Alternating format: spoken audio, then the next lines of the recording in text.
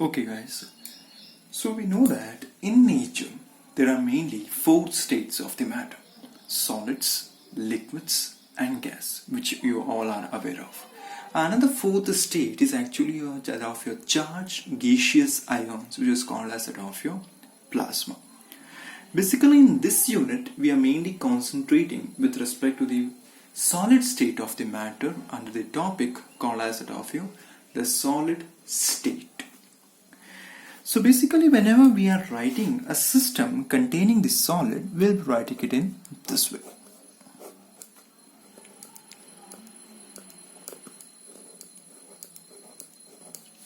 Yes. So basically what has happened over here? We could just see that the molecules are very closely packed. So whenever these molecules are closely packed, we come to know that they are having a definite shape. And whenever certain substances are having a definite shape, they're also having a definite volume, which can be considered as one of the most important property of a solid, saying that solids have a definite shape and volume. Coming with respect to the face figure, once again we could see that again and again we'll be mentioning that in solids the molecules are closely packed. And what is the reason behind this? It is because of the strong bonding forces which is holding one molecule with another molecule very tightly. That is, in solids there is a very strong intermolecular forces which is holding the molecules very tightly. If I'm going to measure the distance from this atom to this atom, I could just see that the distance is very much small with respect to that of your solids compared to the other states of the matter. So one more important property, what you can say that they are having very less intermolecular distances. Intermolecular distances. But the next important thing which we have seen whenever we were in childhood, that whenever we keep a stone in our hand, when we try to compress it, of course we cannot change the shape of this solid. Why is it so? Because here the molecules are closely packed. That is, you are not able to compress this solid. So what is the most important property? You can come over here that they are rigid, that is, they are very strong, and that of your incompressible. So these are the major properties which, by knowing these properties, we can say that any given part or any given state of a matter is that of your solid. Coming with respect to these types of the solid, of course we have seen in our lab classes. Mainly they are called as that of your one important type is your crystalline, and another is called as that of your amorphous. Example. So basically here if I take an NaCl, a normal table salt, you can just feel that in between your fingers like your sand particles. You can feel that some particles are existing between your fingers. Coming with respect to that of your amorphous, major example we can give as that of your calcium carbonate. Of course in the lab we have seen it will be like your powder, like your carom powder, very slippery in between your fingers.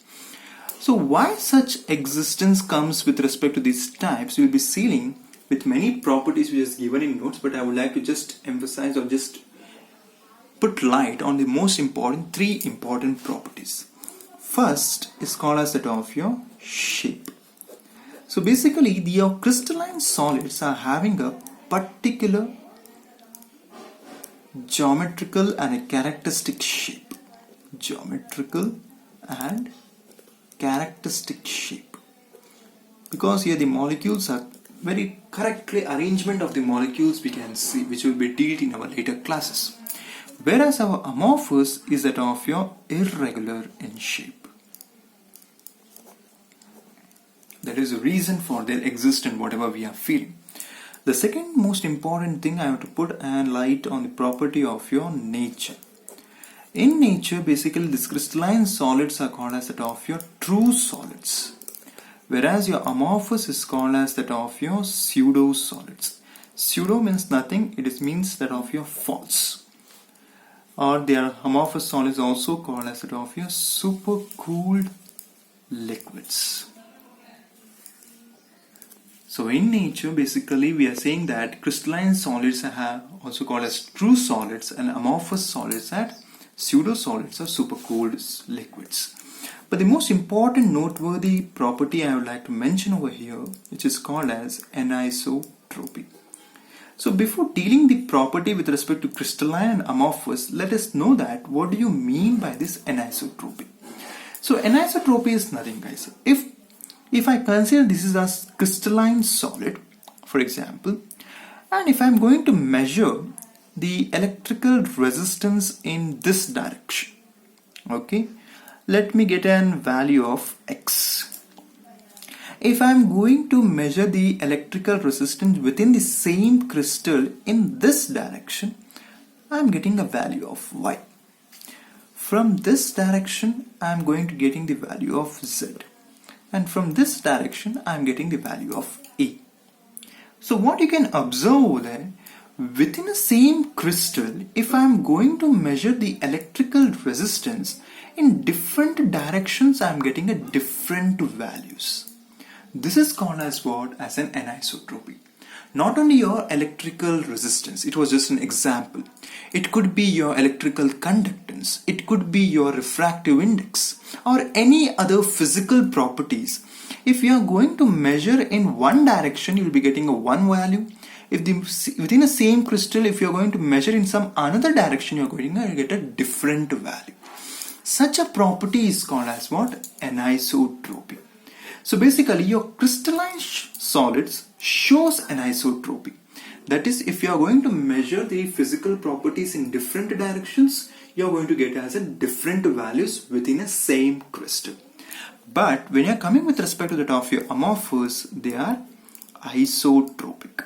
That means whatever may be the distance you are going to measure, the physical property, you are going to get the same value. That is called as what? As an isotropy.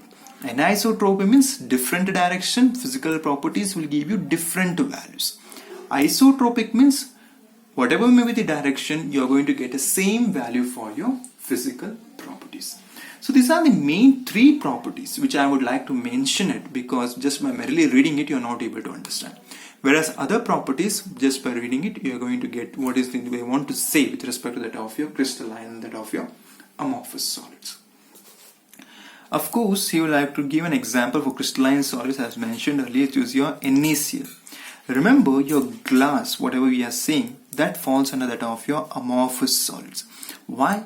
If you have ever observed very ancient buildings, if you are measuring the thickness of the glass at the bottom, that will be very much thick compared to that of the glass at the mid portion.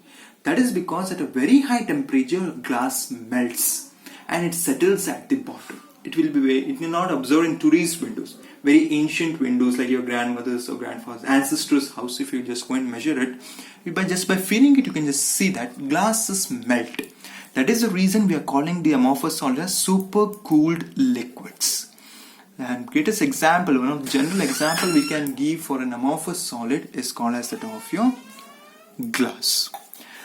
So keeping in our mind with respect to the further scenario, we are mainly going to deal about our crystalline solids in detailed part with respect to this chapter.